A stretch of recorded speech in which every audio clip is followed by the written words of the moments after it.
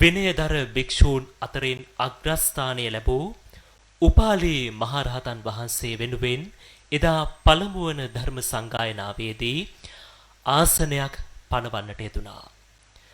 එදා එලෙසින් සකස් වුණු ඒ ආසනය අද 2022 විනය සජ්ජායනාවේදී පූජනීය මහව ඥානාලෝක ස්වාමින් වහන්සේගේ ඒ අවවාද අනුශාසනාවන් පරිදි මේ වේදිකා මස්තකය මතත් ඊටමත් විරාජමානව අපට දැක බලා ගන්නට හැකියාව ලැබෙනවා. ඒ ආසනය උපාලි මහරහතන් වහන්සේ වෙනුවෙනුයි වෙන් කර තිබෙන්නේ.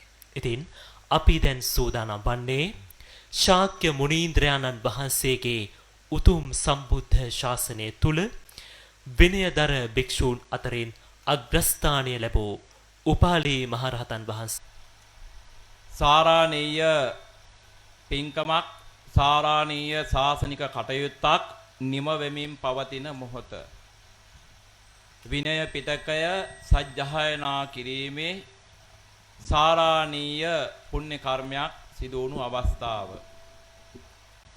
මේ විනය පිටකය අද අපට සජ්ජායනා කරන්නට ලැබුණේ එදා මෙදා තුර වසර 2565කටත් වැඩි කාලයක්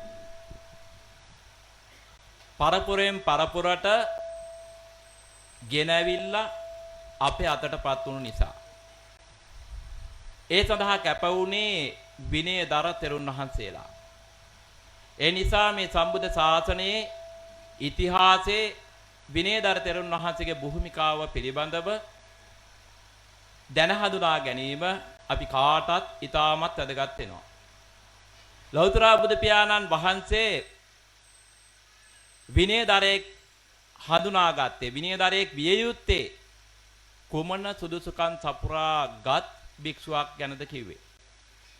බුදු පියාණන් වහන්සේ අදහස් කළේ විනයදරෙක් කියලා කොයි ආකාරයේ භික්ෂුවක්ද කියන එක ප්‍රථමයෙන් පැහැදිලි කරගත යුතු වෙනවා.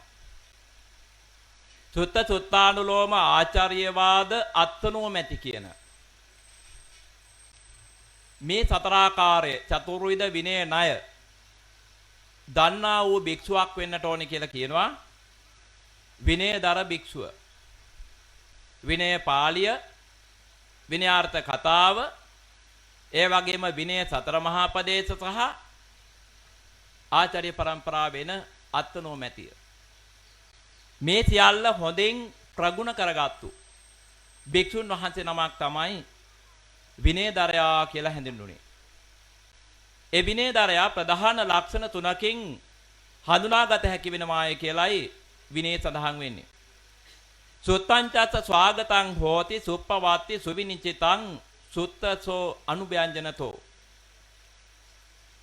යම් භික්ෂුවක් විනයදර භික්ෂුවක් වෙනවා නම් විනයදරයෙක් වෙනවා නම් ඒ භික්ෂුව විනය පිටකය මුලපටන් අග දක්වා වචනයක්වත් අත නොහැර අර්ථ කතා සහිතව ඉගෙනගෙන වාචෝද්ගත කරලා විනය විනිශ්චය එකිනෙක සිකපදයක් පාසා දැනගෙන අවබෝධ කරගෙන පෙළ වශයෙන් අර්ථ කතාව වශයෙන් පැන විසඳීම් වශයෙන් පවත්වාගත්තු භික්ෂුවක් වෙන්නට ඕන. එබඳු භික්ෂුවක් තමයි විනයදර භික්ෂුවක් කිව්වේ. විනය කෝපන ටිතෝ හෝති අසංහීරෝ. විනය කෝපන ටිතෝ හෝති කිව්වේ ඒ භික්ෂුව විනයදරයෙක් වුණාට මදි. දෙවන සුදුසුකම විය යුතුයි ඒ භික්ෂුව ලජ්ජී විය යුතුයි කියලා කියනවා. ලජ්ජී භාවයේ ටිතෝ හෝති කියලා කියනවා. පෙර මහරහතන් වහන්සේලා අනාගතේ ලජ්ජී රක්කිස්සanti අනාගතේ ලජ්ජී රක්කිස්සanti අනාගතේ ලජ්ජී රක්කිස්සanti මේ සම්බුද්ධ ශාසනය අනාගතේ රකින්නේ ලජ්ජී භික්ෂුන් වහන්සේලා කියන මේ කාරණය තෙවරක් දේශනා කොට බදාලා තෙවරක් උදම් මැනුවා. ලජ්ජී කියලා කිව්වේ පිරිසිදුව මේ සිකපදයන්හි සිකපද නොකොට විනයෙහි හික්මෙන භික්ෂුවයි. ඒ වගේම තමයි අසංහීරෝ කියලා කියන්නේ. සංහීර භාවයක් නැහැ. සැලෙන්නේ නැහැ කියලා කියනවා. කුමක් පිළිබඳවද සැලෙන්නේ නැත්තේ? විනය පිටකයේ පිළිබඳව විනය පාළියෙන් හෝ විනය අටුවාවෙන් හෝ යම්කිසි කරුණක් අරගෙන වෙනත් කෙනෙක් මේ විනයදරයාගෙන් පැනයක් විචාලහොත් ඒ විචාලන පැනයට අනුව මේ විනයදරයාගේ හිත නැත්නම් මේ භික්ෂුවගේ හිත සැලෙනවා නම් පිළිතුරක් දී ගන්නට නොහැකි වෙනවා නම් එහෙම නැත්නම් තමන් දරාගෙන ඉන්න මතය බැහැර කරලා ඒ වෙනත් භික්ෂුවක් ඉදිරිපත් කරන මතය පරවාදීන් ඉදිරිපත් කරන මතය පිළිගන්නවා නම් තමන් මෙතෙක් ඉගෙනගත්තු විනය අතහැරලා වෙනත් කරුණා පිළිගන්නවා නම් අන්නේ භික්ෂුව තමයි සංහීර භික්ෂුව. තේරවාදයේ අත්හැරලා ඒ විනය කාරණයේ සම්බන්ධයෙන් පරවාදේ ගන්නවා. එසේ නොවි යම් විනයදරයෙක් ඉන්නවා නම් ඕනෑම කෙනෙක් විනයෙන් යම් ප්‍රශ්නයක් අහුවොතින් පැනයක් විචාලොතින් ඒ පැනයට සුදුසු නිසි පිළිතුරම ලබා දෙනවා. ඒ පිළිතුරත් නිකන් නෙවෙයි. විනය පාළියේ මේ විදිහටයි තියෙන්නේ. විනය අටුවාවේ මේ විදිහටයි තියෙන්නේ. අසවල් විනය ටීකාවේ මේ විදිහටයි තියෙන්නේ. ඔය කියලා විදිහට පෙළ අටුවා ටීකා පාට ගෙනහැර පාමින් කරුණු ඉදිරිපත් කරනවා. මේ පිළිබඳව අවසාන විනය විනිශ්චය මේකයි කියලා පැනය විචාරණ කෙනාට පැහැදිලි කරලා ලබා දෙනවා. මේ විදිහට විනය කරුණා කෙළඹි කල්හි සැලීමක් නොමැතිව අසංහීර භාවයකින් පිටාගෙන ඉන්නවා නම් අන්න පිරිසිදු විනයදරයෙක්. දෙවන සුදුසුකම සම්පූර්ණයි. විනයේ කෝපනටිතෝ හොති අසංහීරෝ. තෙවන සුදුසුකම වන්නේ ආචාර්ය පරම්පරාකෝ පනස්ස සුග්ගහීතා හෝති සුමනති කතා සූපදාරිතා.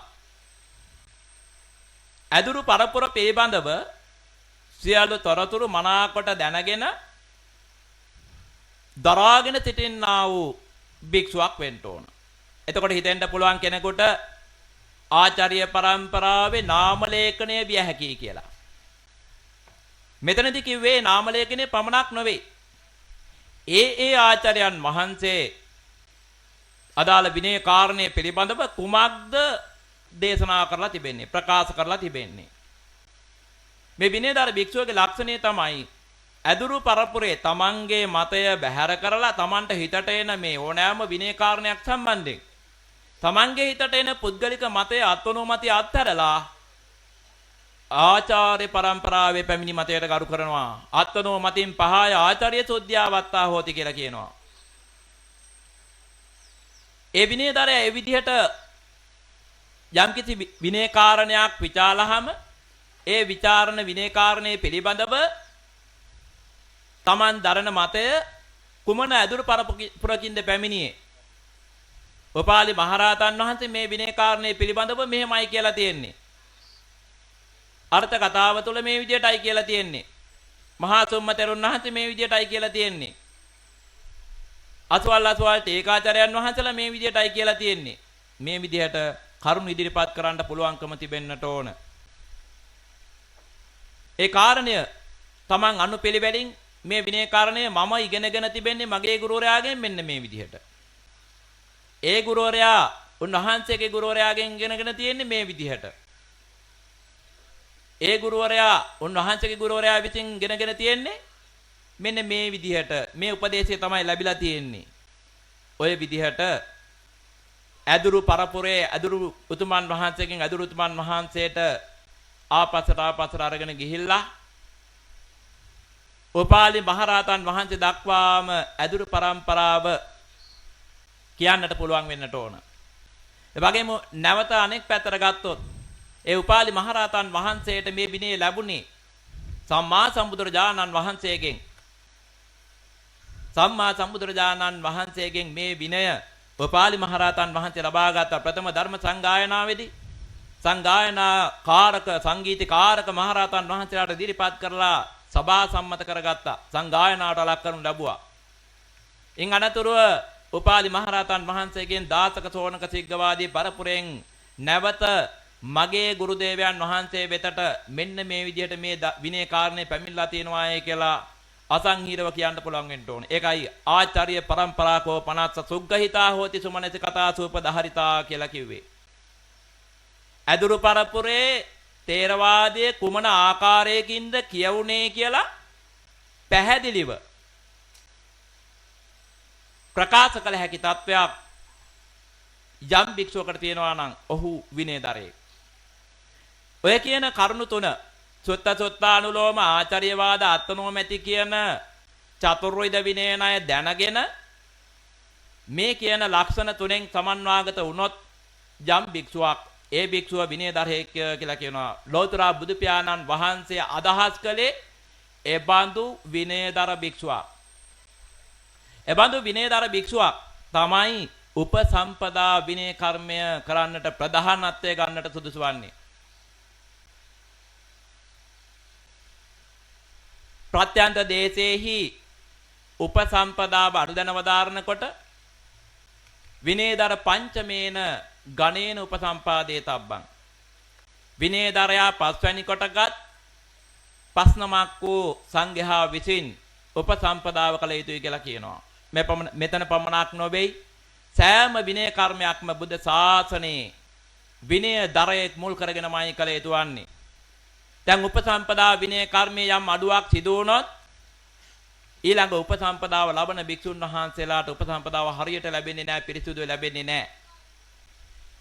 ඒ නිවැරදි උපසම්පදාව පිරිසිදුව නොලැබුණු භික්ෂුන් වහන්සේලා නැවත උපසම්පදා කරොත් ශිෂ්‍යවරයන් වහන්සේලාව ඒ අයට උපසම්පදාව ලැබෙන්නේත් නැහැ. උපසම්පදා පරපුර සිඳී යනවා. මේක වළක්වන්නේ කවුද? විනයදර භික්ෂුවයි. විනයදර භික්ෂුව නායකත්වයේ අරගෙන මේ උපසම්පදා විනය කර්මයේ මෙහෙවුවේ නැතිනම් උපසම්පදා පරපුර නැති යනවා. උපසම්පදා විනය කර්ම කරන්නට සීමාවක් සම්මත කරගත යුතු වෙනවා. සීමාව සම්මත කරගන්නකොටත් ඒ පිළිබඳව විනය පිටකයේ කියලා තියෙන සියලුම කාරණා දැනගෙන සීමා සම්මත කළ යුතු වෙනවා. මේ සීමා සම්මුතිය වැරදුනොත් ඒ සීමාවේ කරන ලබන උපසම්පදාදී සියලු විනය කර්ම අඩපණ වෙනවා. එහෙම වුණොත් ඒත් සිදු වෙන්නේ කුමක්ද? සම්බුද්ධ ශාසනය පිරිහෙන එකයි නැති වෙන එකයි, උපසම්පදා පරපුර නැති වෙන එකයි. එහෙමනම් සහ මුලින්ම සම්බුද්ධ ශාසනයේ උපසම්පදා පරපුර රැකගන්නේ, විනය කර්ම පරපුර රැකගන්නේ, භික්ෂුන් වහන්සේලාගේ සීල පාරිශුද්ධිය පිළිබඳව වගකීම දරාගන්නේ විනයදර භික්ෂුන් වහන්සේ. මේ කාරණේ හොඳින්ම පැහැදිලි කරගන්න පුළුවන් වෙනවා. ලෞතර බුදු පියාණන් වහන්සේ මේ විනයදර භික්ෂුවක්ම ශිෂ්‍ය භික්ෂුන් වහන්සේලා තනිය යුතුයි කියලා කියන තැන. යම් භික්ෂුවක් උපාධ්‍යායත්වයටපත් වෙනවා නම්, ආචාර්යත්වයටපත් වෙනවා නම් ඒ தത്വයට ඒ සුදුසුකමට කියනවා පරිසුපට්ඨාපක බහුසු తত্ত্বය කියලා. පරිසුපට්ඨාපක බහුසු తত্ত্বය. මේ தത്വයටපත් වෙනකොට ඒ පරිසුපට්ඨාපක බහුසුත භාවයේ සම්පූර්ණ විය යුතු කරුණු කියවෙනකොට අවම වශයෙන් උපසම්පදාවෙන් දසවසක් ගත කොට තිබිය යුතු වෙනවා. ඒ වගේම විශේෂයෙන් සඳහන් කරනවා සබ්බන්තිමේන පරිච්ඡේදේන පරිසං අභිවිනේ විනේතුං ද්වේ විභංගා පගුණා වාචොග්ගතා කාතබ්බා අසක්කොන්තේන තීහි ජනේහි සද්දීන් පරිවර්තනක්කමා කාතබ්බා කම්මා කම්මංච කන්දක වත්තංච උග්ගහේතබ්බං කියලා කියනවා. මේ කියන්නේ මොකද්ද? ශිෂ්‍යයෝ තනන ගුරුවරයෙක් නම් භික්ෂුන් වහන්සේලා විනය පිළිටවන්ට විනය හික්මවන්ට ඔබේ විභංගයේ ප්‍රගුණ කරගත යුතු වෙනවා, මාචෝගත කර යුතු වෙනවා. ඒ වගේම එහෙම කරන්න බැරි නම්, Tamanට තනියම කටපාඩම් කරගන්න බැරි නම් තීහි ජනේහි සද්දින් තව දෙනමක් එක්ක එකතු වෙලා තුන්නමක් හැටියට ඝන සජ්ජායනය කරන්න පුළුවන් හැකියාවක් ඇති කරගන්න කියලා කියනවා. ඒ වගේම තමයි කම්මා කම්මංච කන්දක වත්තංච. විනය කර්ම සිදු වෙන ආකාරය නොසිදු වෙන ආකාරය විනය කර්ම සියල්ලම නිවැරදිව සිදු කරන්නේ කෙසේද කියන ආකාරය පිළිබඳව දැන ඉගෙන ගත යුතු වෙනවා. කන්දක වත්තංච කඳුවත්. මෙන් අදහස් කරන්නේ මොකද්ද? මේ විනය කර්ම සහ කන්දක වත් පිළිබඳව කියවෙන්නේ විනය පිටකයේ මහා වග්ගපාලි, චුල්ල වග්ගපාලි, පරිවාර පාලි කියන ග්‍රන්ථයන්. එහෙම බලපුවාම ශිෂ්‍යව සකස් කරනවා නම් ඒ භික්ෂුව විනයදර භික්ෂුවක් වශයෙන් දසවස් පැමිණි භික්ෂුව සම්පූර්ණ විනය පිටකයේ අර්ථ කතා සහිතව ඉගෙන ගන්නට ඕන. ඒ භික්ෂුව සූත්‍ර පිටකයේ පැත්තෙන් කියවෙනවා මජ්ක්‍ධිම බාහනකෙක් නම් මූල පණ්ණාසකේ ඉගෙන ගන්නට කියනවා. දීඝ බාහනකෙක් නම් මහා වග්ගය ඉගෙන ගන්නට කියලා කියනවා. ඒ වගේ සූත්‍ර පිටකේ යම් බාහනකත්වයක් දරනවා නම් ඒ බාහනකත්වයේ දරන ග්‍රන්ථයේ යම් කොටසක් පමණයි අදහස් කරලා තියෙන්නේ. නමුත් විනය පිටකේ සම්පූර්ණ විනය පිටකේ අදහස් කරලා තියෙනවා. අභිධම්මේ කිංචි උග්ගහේතබ්බන්ති න බුත්තං අභිධර්මයේහි කිසිවක් ඉගත ගත යුතුයි කියලා විශේෂයෙන් කිව්වේ නැහැ. ඇයි මේ විශේෂයෙන් කිව්වේ නැත්තේ? සූත්‍ර පිටකේ ඉගෙන ගන්නකොට සූත්‍ර පිටකයේහි යම් කොටසක් හෝ ඉගෙන ගන්නවා නම් එකදු සූත්‍රයක් හෝ ඉගෙන ගන්නවා නම් අභිධර්මයේ පාදක කොටගෙනමයි ඉගෙන ගන්නෙ. අභිධර්මයේ නැති සූත්‍රයක් නැහැ අපට බුද්ධ ශාසනයේ. ඒ නිසා අභිධර්මයේ පිළිබඳව විශේෂයෙන් සඳහනක් කරන්නේ නැහැ. ඒ විනයදර භික්ෂුව ඒකාන්තයෙන් අභිධර්මය සම්පූර්ණයෙන් උගත යුතු වෙනවා. ඒ වගේම යස්සපන සාට්ඨ කතම්පි විනය පිටකං අභිධම්ම පිටකංච පගුණං සුත්තන්තේ ච බුත්තප්පකාරෝ ගන්තෝ නත්ති පරිසං උපට්ඨාපේතුන් නලබති. යම් භික්ෂුවක් අටුවා සහිත විනය පිටකයයි අභිධර්ම පිටකයයි ඉගෙන ගත්තත් සූත්‍ර පිටකයෙන් අර කියන ග්‍රන්ථයක් ගෙනගෙන නැත්නම් ඒත් පිරිසත් සකස් කරන්නට ශිෂ්‍යයෝ සකස් කරන්නට ඉඩක් ලැබෙන්නේ නැහැ. ඒ වගේම තමයි මේකේ අනිත් පැත්ත. සූත්‍ර පිටකයේ ඉගෙනගෙන අභිධර්ම පිටකයේ ඉගෙනගෙන පිටක දෙකම සම්පූර්ණයෙන්ම ඉගෙනගෙන තිබ්බත් විනය පිටකයේ ඉගෙනගෙන නැත්නම් ශිෂ්‍ය භික්ෂුන් වහන්සේලා සකස් කරන්නට ඉදිරි සිසු පරපුරත් සකස් කරන්නට ඒ භික්ෂුව සුදුස්සෙක් වෙන්නේ නැහැ. පරිසුපට්ඨාක බහුසුත කියන தത്വයටපත් වෙන්නේ නැහැ. මේක ඊටාම වැදගත් කාරණයක්. ලෝතර බුදු පියාණන් වහන්සේ දැකපු විනයදරයා ශාසනයේ ඉදිරි පරපුර සකස් කරන විනයදරයා මෙන්න මේ විදිහ කෙනෙක්. ඒ බඳු භික්ෂුවක් තමයි ඉදිරි පරපුර නිවැරදි ආකාරයෙන් හික්මවන්නේ. ඒ වගේම තමයි විනයදර භික්ෂුවක් කියලා කියන්නේ මහා සංඝ රත්නයේට මහා පුදුම වටිනා චරිතයක්. ඇයි මේ වටිනාකමක් එළඹෙනවයි කියලා කියන්නේ? භික්ෂුන් වහන්සේලාට මේ උපසම්පදා සීලය ආරක්ෂා කරනකොට නොඑක් විනය සංඛා උපදිනවා. විනය පිටකයේ සඳහන් වෙන උපසම්පදා සීලයේහි 9180 කෝටි 50,36,227ක් ශික්ෂාපදයන් මේ ප්‍රත්‍යඥයෙක් වශයෙන් රැක ගන්නකොට කොයිතරම්නම් අසීරුවක් තිබේවි කියලා හිතනවද? කොයිතරම්නම් සිහි කල්පනාවක් පවත්වා ගත යුතුද?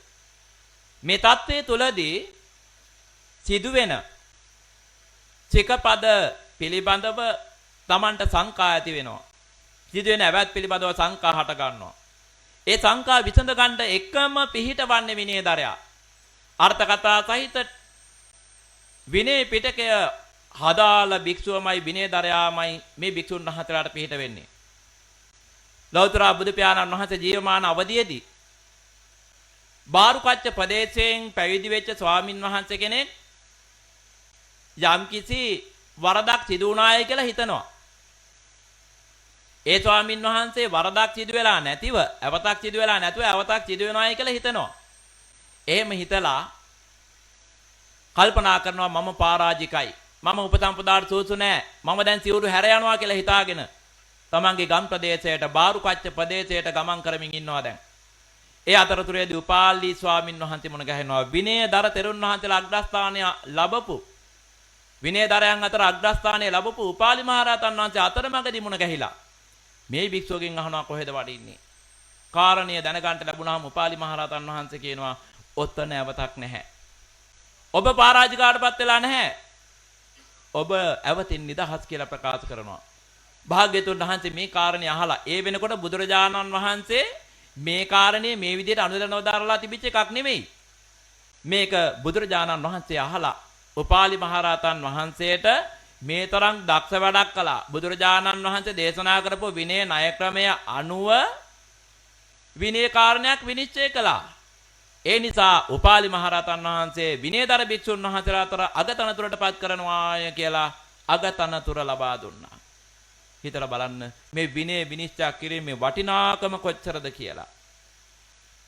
ඒ වගේම එදා මෙදා තුර ඒ දඹදිව ආචාර්ය පරම්පරාවෙන් පස්සේ මේ ලක්දිව ආචාර්ය පරම්පරාව තුළ මිහිඳු මහරහතන් වහන්සේගෙන් පස්සේ උපතිස්ස තෙරුන් වහන්සේ, පොසදේව තෙරුන් වහන්සේ, මහා පදුම තෙරුන් වහන්සේ, මහා සුම්ම තෙරුන් වහන්සේ ඒ වගේම කරවීක තිස්ස තෙරුන් වහන්සේ, ආභිධම්මික ගෝදත්ත තෙරුන් වහන්සේ, මහා සිව තෙරුන් වහන්සේ වගේ අතීතයේ විනය විනිශ්චය කරපු විනයදර තෙරුන් වහන්සේලා බොහෝ පිරිසකගේ නම් විනය අර්ථ කතාව තුළ සඳහන් වෙනවා ථේරවාද වශයෙන්. උන්වහන්සේලා අතරේ උපතිස්ස ස්වාමින් වහන්සේගේ උපතිස්ස මහ තෙරුන් වහන්සේගේ ශිෂ්‍යයෝ දෙනමක් හිටියා, මහා පදුම තෙරුන් වහන්සේ සහ මහා සුම්ම තෙරුන් වහන්සේ කියලා. උපතිස්ස ස්වාමින් වහන්සේගෙන් විනය හදාළ මහා සුම්ම තෙරුන් වහන්සේ විතරක් නව වතාවක් ගුරුවරයාගෙන් විනය ඉගෙනගෙන තිබුණා. මහා පදුම තෙරුන් වහන්සේ 18 වතාවක් විනය ඉගෙනගෙන තිබුණා. හිතලා බලන්න කොයි තරම් දැනුමක් තිබෙන විනය සාගරයක් වගේ තෙරුන් වහන්සේලා. ඒ තෙරුන් වහන්සේලා විනය විනිශ්චය කරමින් අනන්ත භික්ෂුන් වහන්සේලාට පිහිට වුණා විනය සැක දුරු කරමින්. ඒ නිසා විනයදර භික්ෂුව කියලා කියන්නේ මේ භික්ෂුන් වහන්සේලාට උපසම්පන්න භික්ෂුන් වහන්සේලාගේ ජීවිතය වගේ. ඒ වගේම තමයි මේ ශාසනයේ යම් යම් කාලවලදී අර්බුද හට ගන්නවා. ඒ අර්බුද හට ගන්නකොට අර්බුද විසඳා ගැනීමට ඒකාන්තයෙන් විනය අවශ්‍යයි. සමහර කාරණයකට විසඳුම් දෙනකොට ඒ අර්බුදයේ විසඳන විසඳුම හේතුවෙන් විනිශ්චයකාර භික්ෂුවත් විනාශයටපත් වෙන්න පුළුවන්. ඒ තරම් භයානකයි මේක. සතර පරාජිකාව පිළිබඳව විශේෂයෙන් අදින්නාදාන පරාජිකාව පිළිබඳව හදාරපු කෙනෙකුට වැටහෙනවා කොයිතරම් භයානකද කියලා. ඉතින් ඒ නිසා විනය පිළිබඳව දැනුමක් ඇතිව මිසක මේ සමතකරණයට බැස ගන්නට හැකියාවක් නැහැ. ශාසන අර්බුදයන් සමතයටපත් කරනකොට එහිදී විනය පිටකයේ පිළිබඳව උප්පරිම දැනුමකින් යුතුව ඒ සඳහා බැස ගන්නවා. ඒ විනයදරයාගේ අවශ්‍යතාවය මේ ශාසනයේට. ඒ වගේම තමයි එදා මෙදා තුර මේ විනයදරයන් වහන්සේලා විනයදර ආචාර්ය පරම්පරාව අපට කරපු මහ පුදුම මෙහෙවරක් තිබෙනවා. ඒ තමයි කලින් කලට කාලීන අවශ්‍යතාව වශයෙන් විනය පිටකය පිළිබඳව ග්‍රන්ථ සම්පාදනය කරනු ලැබුවා. කලින් කලට පෙළ අටුවාව එකිනෙක නිවැරදිව ගලපාගෙන වචනයක් පාසා කියවන ක්‍රමය පිළිබඳව අපට වර්තමානයේ වෙනකොට බොහොම ගැටලුවක් තියෙනවා. ඒ නිසා ඒ தත්ත්වය අපට විසඳ ගන්න පුළුවන් වෙලා තියෙන්නේ පුරාණ ගත් කතුවරයන් වහන්සේලා නිසා. විනය මුල් කරගෙන ගත් කතුවරයන් වහන්සේලා නොඑක් විනය ග්‍රන්ථ සම්පාදනය කරපු නිසා අපට ශාසන ඉතිහාසයේ විනයදරයන් වහන්සේලාට පින් සිදු වෙන්න අද දවස වෙනකොට බොහෝ ග්‍රන්ථ ප්‍රමාණයක් විනය ග්‍රන්ථ ප්‍රමාණයක් බිහි වෙලා තියෙනවා.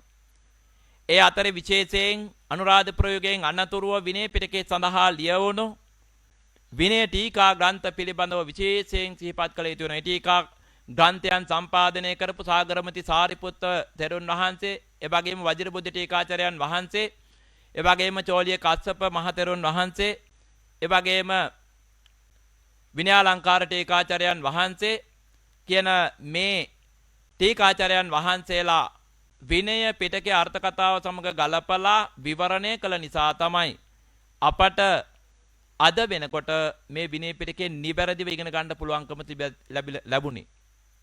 නැත්නම් අර්ථ කතාවයි විනය පාළියයි එකිනෙකට ගලපා ගන්නට වෙනත් ක්‍රමයක් නැහැ, උපදේශමාලාවක් නැහැ. ඒ වගේම තමයි විනයදර පරම්පරාව අපට මේ තාක් එදා මෙදා තුර පිරිසිදු උපසම්පදාවක් ලබා දුන්නා. ඒ ලබා දුන්න උපසම්පදාව අද මේ මොහොතේ අපේ පරම්පරාවට ලැබුණේ එක්තරා අනුපිළිවෙලකට. විනයදර ආචාර්ය පරම්පරාවක් විසින් තමයි අපට මේ අද විනය සජ්ජායනය කරන අවස්ථාව දක්වාම ලැබුණේ. ඒ ලැබුණු විනයදර පරම්පරාව පිළිබඳව අනුපිළිවෙලින් යම් ප්‍රමාණයකට හෝ සටහනක් තැබීම මේ අවස්ථාවෙම සුදුසුයි කියලා හිතනවා. ලෞතර බුදු පියාණන් වහන්සේ විසින් දේශනා කොට බදාළ පැන වූ පනවා බදාළ විනය ප්‍රඥාත්ීන් සර්ව ප්‍රකාරයෙන්ම දරා ගන්නට යෙදුනේ විනයදර තෙරුන් වහන්සේලා අතර අග්‍රස්ථානයේ ලැබූ උපාලි මහරහතන් වහන්සේ. ඒ උපාලි මහරහතන් වහන්සේගෙන් ඒ විනය පිටකය අර්ථ සහිතව ශිෂ්‍ය වූ දාසක මහරහතන් වහන්සේ ඉගෙනගෙන දරා ගන්නට යෙදුනා. උන්වහන්සේගෙන් ශිෂ්‍ය වූ සෝනක තෙරුන් වහන්සේ මේ විනය පිටකේ අර්ථ සහිතව දරා ගන්නට යෙදුනා. උන්වහන්සේගෙන් සිග්ගව තෙරුන් වහන්සේත් සිග්ගව තෙරුන් වහන්සේගෙන් මොග්ගලී පුත්තිස්ස තෙරුන් වහන්සේත් කියන දඹදිව ආචාර්ය පරම්පරාවෙන් මේ විනය පිටකයේ අර්ථ කතා සහිතව දරා ගන්නට යෙදුනා පරපුරෙන් පරපුරට සංගායනා 3ක් පුරාවට. දඹදිවින් මොග්ගලී පුත්තිස්ස මහරහතන් වහන්සේගේ ශිෂ්‍ය වූ මහා මහින්ද මහරහතන් වහන්සේ මේ ලක්දිවට බුද්ධ ශාසනය ගෙනවිල්ලා පිහිටුවනකොට ඒ මහා මහින්ද මහරහතන් වහන්සේ ලක්දිව සීහල දීප වාසී අරිට්ඨ මහරහතන් වහන්සේට මේ විනය පිටකය ගන්නවා. එතෙන් පටන් මේ සීහල දීප වාසී තිස්සදත්ත කාලසුමන දීඝ සුමන ආදී ශිෂ්‍යානුශිෂ්‍ය පරම්පරාවේ පරපුරු 28ක් විතර දැනට නාම සංරක්ෂණය වෙලා තිබෙනවා. එබඳු පරපුරු 28කින් පමණ එකිනෙක පරපුරට ශිෂ්‍යානුශිෂ්‍ය පරම්පරාවෙන් ලැබිලා තියෙනවා මේ විනය පිටකයේ අර්ථ සහිතව පිළිවෙලින්. මේ ලක්දිව විනය පරම්පරාව රැක ගන්නට අපට සෝනුත්තර පරම්පරාවෙමුත් උපකාර ලැබෙනවා. ඒ සෝනුත්තර පරම්පරාවේ සෝන සෝබිත සෝමදත්ත සුමන තිස්සාදී වූ 37 නමක් පමණ වුණු ශිෂ්‍යානුශිෂ්‍ය පරම්පරාවකින් මේ විනය පිටකේ රැක ගන්නට අපට මේ ලක්දිව වාසී භික්ෂුන් වහන්සේලාට මහා සහායක් උපකාරයක් ලබා දීලා තිබෙනවා. ඒ අනුව තමයි මේ ලක්දිවින්ම ගෙන ගිය මහා විහාර වංශික උපසම්පදාව නම්ම දේශයේදී අපවත් වදාළ මේ ශ්‍රී ලංකා රාමඤ්ඤ මහානිකාය ආදිකත්වවර අතිපූජ්‍යපාද අඹගහවත්තේ ඉන්දාස බහබිදාන නායක මාහිම්පාණන් වහන්සේ මේ ලංකාවට ලක්දිවට නැවත ඒ විනයදර පරපුර ගෙනෙනවා. උන්වහන්සේගෙන් අනතුරුව ඒ පරපුරේ ශිෂ්‍යානුශිෂ්‍ය පරම්පරාවෙන් ගුරු ශිෂ්‍ය පරම්පරාවෙන් මේ විනය පිටකේ පැමිණිලා රාමඤ්ඤ මහානිකායේ කීර්තිමත් විනයධරයන් වශයෙන් වැඩ හිටපු රස්නක වැවේචි සද්ධම්ම වංශ මාහිම්පාණන් වහන්සේ එවැගේම මාතලේ ශ්‍රී අග්ගධම්මාලංකාර මාහිම්පාණන් වහන්සේ වැනි කීර්තිමත් විනයදර තෙරුන් වහන්සේලාගෙන් එවැගේම අලුබෝමුල්ලේ අරියවංශ මාහිම්පාණන් වහන්සේ මුණගම තිරිසුමන මාහිම්පාණන් වහන්සේ වැනි එවැගේම රාජකීය පඬිත මාතර ශ්‍රී ඥානාරාම මාහිම්පාණන් වහන්සේ එවැගේම ශ්‍රී කල්යාණි යෝගාශ්‍රම සංස්ථා සමුත්පාදක රාජකීය පඬිත කඩවැද්දුවේ ශ්‍රී ජිනවංශ මාහිම්පාණන් වහන්සේ කියන මේ මාහිම්පාණන් වහන්සේලාගේ අනුපිළිවෙලින් තමයි ශිෂ්‍යානුශිෂ්‍ය පරම්පරාවෙන් මේ විනය පිටකය මේ විනය පරම්පරාව ලැබුණේ. ඒ වගේම තමයි යෝගාශ්‍රම සමුත්පාදක මාහිම්පාණන් වහන්සේලාගෙන් උන්වහන්සේලාගේ ශිෂ්‍යවරයන් වහන්සේ නමක් වුණු කීර්තිමත් විනයධරයෙක් වුණු ශ්‍රී කල්යාණි යෝගාශ්‍රම සංස්ථාවේ හිටපු ප්‍රධාන ලේකකාධිකාරී අපවත් වදාළ අතිපූජ්‍යපාද ත්‍රිපිටකාචාර්ය මහකුමුක්කව උත්තරවංශා විධාන මාහිම්පාණන් වහන්සේ මේ විනය පිටකය අර්ථ කතා සහිතව හදාරලා තිබෙනවා. උන්වහන්සේගෙන් අප ගුරු දේවෝත්තම අතිපූජ්‍යපාද විද්‍යාවේදී ත්‍රිපිටක විසරද කම්මඨානාචාර්ය නුවරඑළිය ඥානශීලා විධාන මාහිම්පාණන් වහන්සේ මේ විනය පිටකය සම්පූර්ණයෙන් හදාරලා තිබෙනවා. උන්වහන්සේ හදාළ විනය පිටකය නැවත මේ සභාවෙම මේ වේදිකාවෙම වැඩ සිටින ප්‍රධාන ශිෂ්‍යවරයන් වහන්සේ නමකට මේ විනය පිටකය හදාරවනු ලැබුවා. ඒ ශිෂ්‍යවරයන් වහන්සේ පූජ්‍යපාද නම කියන්ට අවසර ගලේවැල ඥානදර්ශන ස්වාමීන් වහන්සේ මේ නුවරඑළිය ඥානශීල ස්වාමීන් වහන්සේ අපේ ගුරු දේවෝත්තමයන් වහන්සේගෙන් 3 වතාවක් විනය පිටකයේ අර්ථ සහිතව ඉගෙනගෙන තිබෙනවා. විනය පිටකයේ ඊටාම හසල දැනුමකින් පරිහරණය කරන ස්වාමීන් වහන්සේ නමක්. එතකොට ගෞරවනීය ගුරු දේවෝත්තමයන් වහන්සේගෙමුත් මේ ගලේවැල ඥානදර්ශන ගෞරවනීය ස්වාමීන් වහන්සේගෙමුත් තමයි අපි මේ දැන් ඉන්න පරම්පරාව මේ විනය පිටකයේ අර්ථ සහිතව හදාarලා තිබෙන්නේ. ඉතින් ඒ හදාල ශිෂ්‍යානුශිෂ්‍ය පරම්පරාවේ වර්තමාන පරම්පරාවේ ඉන්න කීර්තිමත් විනයධරයෙක් තමයි මේ මහව ඥානාලෝක ගෞරවනීය ස්වාමීන් වහන්සේ කියලා කියන්නේ. උන්වහන්සේ ගිහි අවදියේමත් උසස් අධ්‍යාපනයේ ඊටාම හොඳින් නිම කරලා විශ්වවිද්‍යාල අධ්‍යාපනයේ ඉහළම තලයෙන් සම්පූර්ණ කරලා ඒ සියල්ල අතහැරලා සම්බුද්ධ ශාසනයේ පැවිදි බව ලබලා ශාසනික වශයෙන් ලැබිය යුතු ධර්ම විනය අධ්‍යාපනයත් ඊටාම හොඳින් ලබා ගත්තා. ඒ වගේම තේරවාදයේ ඊටාම හොඳින් පිහිටා ගත්තා. මහා විහාරීය පරම්පරාවේ සුනිපුණ භික්ෂුවරයෙක් හැටියට උන්වහන්සේව හඳුන්වා දෙන්න පුළුවන්. ඉතින් උන්වහන්සේට හටගත්තු සංකල්පනාවක් තමයි මේ විනය සජ්ජායනාවක් සිදු කළ යුතුයි කියන එක. මීට වසර ගණනාවකට පෙරදිත් උන්වහන්සේ අප සමග මේක ප්‍රකාශ කරලා තිබෙනවා. ඉතින් ඒ ප්‍රකාශ කළ මේ සත්කර්තව්‍ය අද දවස වෙනකොට සැබෑවක් බවට පත් වෙලා තියෙනවා.